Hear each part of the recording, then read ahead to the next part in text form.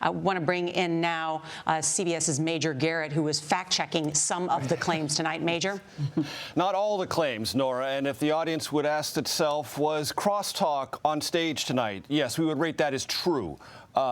Now, to some of the contentions made during the debate. Our first fact check is this came early in the debate. Former Vice President Biden said that 100 million Americans have pre-existing conditions. We rate that as partially true, and here's why. In 2017, this would be the Trump administration's Department of Health and Human Services released a study, and it found that 23% to 51% of non-elderly Americans, meaning those under the age of 65, or 61 million to 133 million Americans have pre-existing conditions. That's why we rate that claim as partially true. Also during the debate, when it was focused on COVID-19, the president said younger people aren't vulnerable about this, meaning vulnerable in exposure to COVID-19.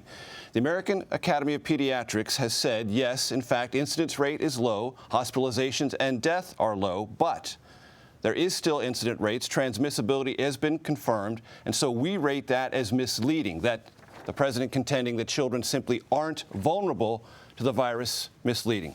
The third one we have, Nora and team, is the president asserted that during the Obama-Biden administration, it presided over the slowest economic recovery since 1929. We rate that as false.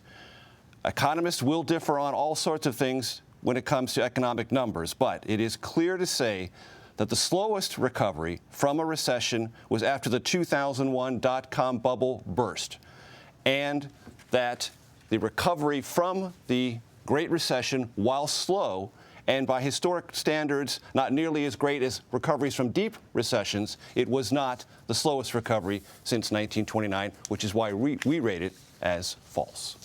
Major, I have to just also, after all that fact-checking, though, get your take on what just happened tonight.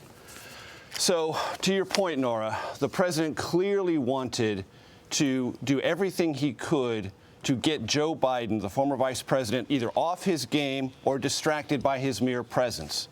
And I was in contact with Biden debate prep specialists, and they said the big challenge for the former vice president was to not take that, was to stay on point. He tried the best he could, but he also got personal in ways that I think the debate team would have preferred that he not. All right, Major Garrett, thank you.